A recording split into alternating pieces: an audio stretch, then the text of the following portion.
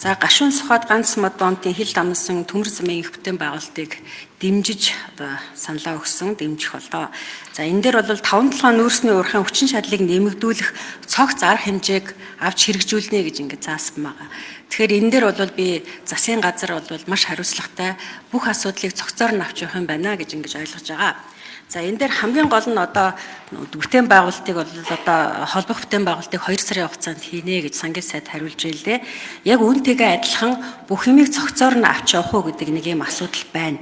За энэ дээр юу гэхээр одоо бол цагаан хадан дээр жишээлбэл энэ дээр бол суурьшлийн бүс бий болцсон байгаа. Харамсалтай нь тэнд одоо ажиллаж амьдарч байгаа хүмүүсийн одоо нийгмийн асуудал бол маш хүндрэлтэй байдаг юм аа. Тэгэхээр энэ нийгмийн асуудлыг засгийн газар одоо мэргэжлийн яамд, нийгмийн хамгаалалт хөдөлмөрийн яамд бол цогцоор нь авч үзээд ингээд байгаль орчны яам, за барилга хот байгуулалтын яам гэдэг манай засгийн газар энэ дээр бол маш хариуцлагатай ажиллах байхаа гэж ингэж бодож байна. За энэ дээр надад нэг 3 асуулт байна. За энэ хэлэлцээрийн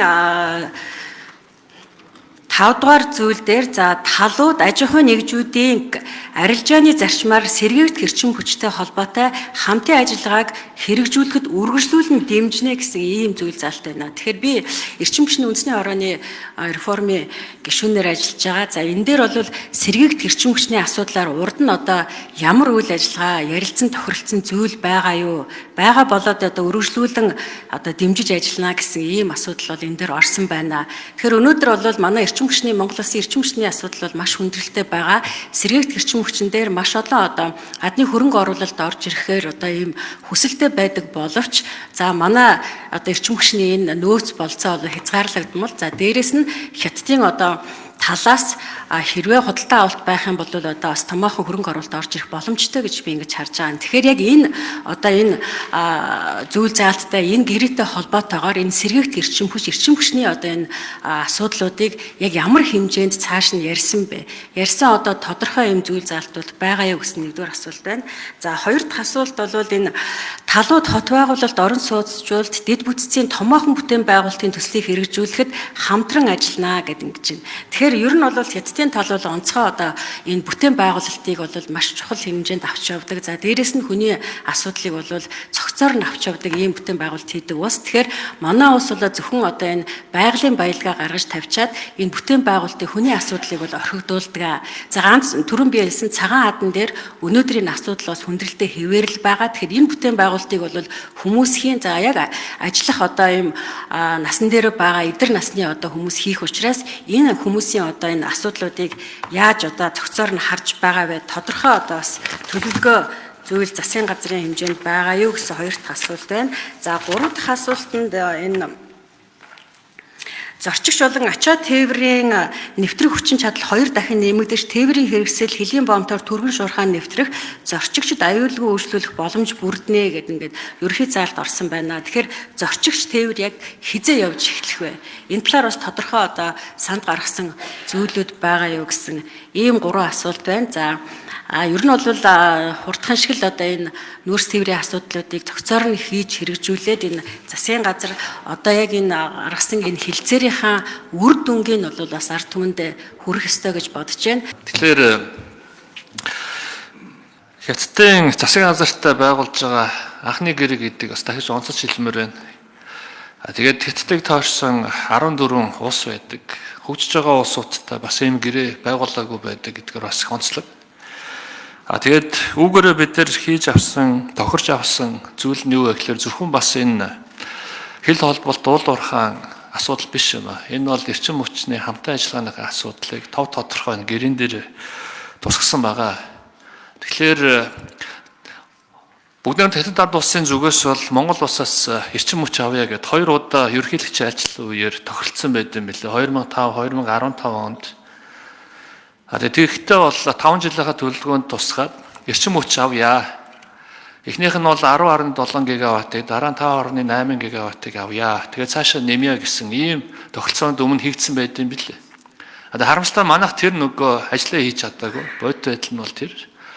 Одоо ингээд цаашаа яах вэ гэхээр сэргээгдэх эрчим хүч бол нийтээ хэрэглээ болцсон. Тэгээд сэргээгдэх эрчим хүчний чиглэлээр одоо тухайлбал тоног төхөөрөмж үйлдвэрлэл явуулдаг тэр зах зээлийн 90% нь бол хятад ингээд дангаараа хангадаг. Тэгээд нөгөө талдаа яг энэ уулзалтын нэг энэ хилцээрээ нэг давуу тал нь юу вэ гэхээр бид нар цэрэг тэгчин хүчний чиглэлээр хамтан ажиллагаа бол хийя гэдэг энэ үг үсгээ бол одоо тав тодорхой ингэ тусгацсанаар онцлог байгаа. А тэгээ үүнийгээ баталгаажуулаад Шанхайд болсон уулзалтаар ерөнхий сайдын альчлалаар бид нар бол энэ асуудлаа ярьсан. Үүнийгээ баталгаажуулаад сая нэг сарын өмнө Хайнанд бас ерөнхий сайдын альчлал болсон. Нэг өдрийн маш үр дүнтэй альчлал болсон. Энэ альчлалын үе дээр энэ Хятадын ерөнхий сайдтай уулзсан уулзалтаар маш тодорхойгоор одоо эрчим хүчнийхээ хамтан ажиллагааг хий. Бид нар цэвэр сэргээт эрчим хүчийг танаа талаас авъя гэдгээ бол уулзалтын протоколоор тусгаад ингэ явж байгаа. Өөрөөр хэлэх юм бол Хятадын хэрэглээ бол жилийн 2 тера буюу 2000 гигаватт жил болгон ингэ өсөд явж байгаа. А тэгээ нөгөө талдаа бүгд мэдж байгаах энэ их өгдөл дэлхийн нийтийн хэрэглээ болсонтой холбоотойгоор цэвэр эрчим хүчний хэрэглээ дэлхийд даяар өсөж байгаа. А тэгээд энэ Давосын уулзалт, олон улсын хөрөнгө оруулалтын уулзалт дээр бол дараагийн 10 жилийн хугацаанд бол энэ хэрэглээ өнөөдрийн хэрэглэж байгаа дэлхийн эрчим хүчнээс 7 дахин илүү ийм хэрэглээ дэлхийд дээр үүсчихэд байна гэд. Буюу эрчим хүч, цэвэр эрчим хүч бол маш их тийм эрэлт хэрэгцээтэй бүтээгдэхүүн болчиход байгаа. Тэгээ ийм агуулгаар бол бид нар ингээд гэрээ хэлцэрэг амжилттай хийсэн. Яг үүний араас бол Арабын нэгдсэн улсын одоо засгийн газруудтай бол гэрээ хэлцэлтэд ороод явж байна. 10 гигаваттаас эхлээд бид нар хөрөнгө оруулалт хийгээд тэгээд үйлдвэрсэн эрчим хүчийнхээ тодорхой хэсгийг бол мэдээж Монгол бас хэрэгтэй гэв. Энэ одоо гэрээн дээр бид бүхэн энэ одоо нэлээд олон хилцээрт, протоколд дараа нь байгуулах компани хоорондын гэрээнд энэ улсын хурлын 58 дугаар тогтоолоор баталсан 12 заалтуудаа хувааж оруулж өгсөн байгаа гэдгийг хэлье. За тухайлбал бол бид бүхэн хилцээр дээр энэ сэргээгдэх эрчим хүчтэй холбоотой хамтын ажиллагааг идэвхтэй урагшлуулна гэж заалт. За мөн одоо тухайн одоо манай улсын талд бол хот байгуулалт, орон сууцчуулт болон дэд үтцийн томоохон бүтээн байгуулалтын төслийг хэрэгжүүлэхэд хамтран ажиллах ийм одоо заалтууд орсон. За дээрэс нь бас өнөөдөр засгийн газар дээр экспортыг нэмэгдүүлэх ажлын хэсгийг сангийн сайдаар ахлаад ажиллаж байгаа. Энэ ажлын хэсэг дээр яг цагаан хад дээр үүсэж байгаа суурьшлийн одоо асуудал, за тухайн одоо бомбт байгаа Өмнөговь аймгийн Хамбогд сумын хайрхан сумтай холбоотой асуудлуудыг бол ярилцаад явж байгаа. Тэгэхээр энэ өөрөө газар нь тусгай хамгаалалттай газар нутагт ордог учраас газрын асуудлыг шийдвэрлэхэд бол маш төвөгтэй байдаг. Тэгээд өчигдрийн засгийн газрын уралдаан дээр энэ асуудлыг тухайчлан авч засгийн газраар газрын асуудлыг шийдэж тэнд байгаа улсуудын бас нийгмийн асуудлуудыг шийдэх тал дээр онцгой анхаарч ажиллах ийм шийдвэр гарч байгаа. Сая ажлын хэсэг Гашуун Сухбат бомб дээр ажиллах үеэрээ Хайрхан багт байрлах онцгой байдлын бүлгийн асуудал, тэнд баригдах эмнэлгийн асуудлуудыг бас одоо шийдэж ирсэн байгаа гэдгийг нэмэлтээр хэлье. За хүний амьдралын чанар шиг том мега төсөл гэж хаанч байхгүй. Тийм учраас энэ бүх одоо мега төслүүд цаана амьдралын чанар, орон сууцчлалт, сургууль цэцэрлэг энэ бүх асуудлыг шийдэхин төлөө байна. Тийм учраас эдийн засгаа тэлэх ёстой, мөнгөтэй болох ёстой л гэдэг ийм бодлого.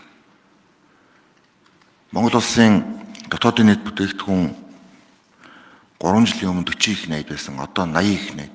2 дахин дэлцсэн байна. Яаж бид нар энэ эдийн засгийнхаа бааз суурийг хадгалах вэ? Яаж бид нар дутуу байгаа дэд бүтцийн асуудлаа хурдан шийдвэрлэх вэ? Бидэрт нэг 150 орчим мянган айлын орон сууц хэрэгтэй. Аймагуудтай хоорондоо холбогдсон, бомбтойгоо холбогдсон нийслэл Улаанбаатар хотыг бүтэн бүр байлыгэд хагас тойрсон замууд хэрэгтэй. Улаанбаатар болон одоо Улаанбаатарыг тойрсон гэр хорооллыг холбох дэд бүтц хэрэгтэй. Энэ бүх зүйлийг шийдэхэд 10 тэрбум доллар хэрэгтэй. Хамгийн багадаа. Яаж шийдэх вэ? Төсвөөс шийдэх үү? Боломжгүй эдийн засагт хилжиж шийдэгдэнэ. Тийм учраас энэ мега төслүүд бүгдээрээ л одоо эдийн засгийнхаа багтаамжийг дэлхийн төлөө, татварын бааз суурийг нэмэхийн төлөө л байгаа. Гэхдээ энэ бүх зүйлийн цаана хүний амьдралыг хэрхэн одоо өөрчилж илүү амьдралын чанартай болгох вэ гэдэг л асуудал. Гол асуудал, гол мега төсөл нь өөрөө энэ л байна.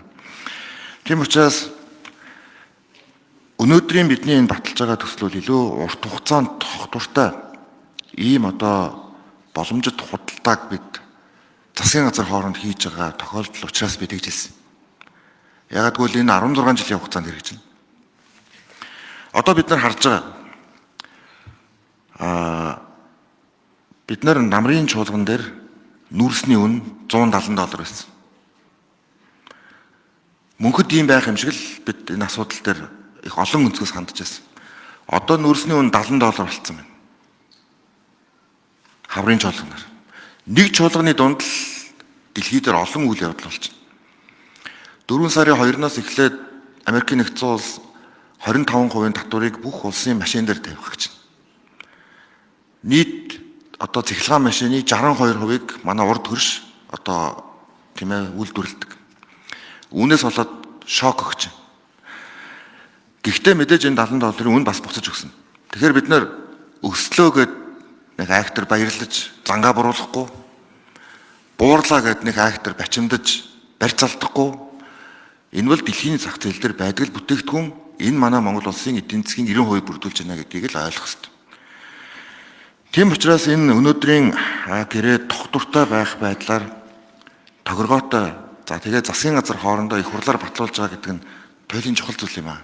Туйлын чухал зүйл юм. Зөвхөн төмөр зам 70 жилийн дараа холбогдож байгаа гэхээс илүүтэйгээр энэ бол өөрөө манай Монгол улсын хувьд урт хугацааны ийм доктортой байдлын харилцан ихтгэлээр тулгуурласан харилцан ашигтай ийм худалдааг бид нар одоо хөрш оронтойгоо хийж байгаа тохиолдол. За энэ гэрээний ард ямар асуудлууд шийдэгдэх вэ? Энэ гэрээ батлагдсанаар Оросын холбооны улс бүгд найрамд хөтөд ард улсдаа 3 улсын төслүүд хэрэгжиж эхлэх боломж бүрдэж байна. Тэр нь юу вэ гэхээр бид нар төмөр замын баруун зүүн коридорын төслүүдийг яриа хэлцээрийн түвшинд оруулнаа. Нэгүгээр хэлбэл шивээ хүрэн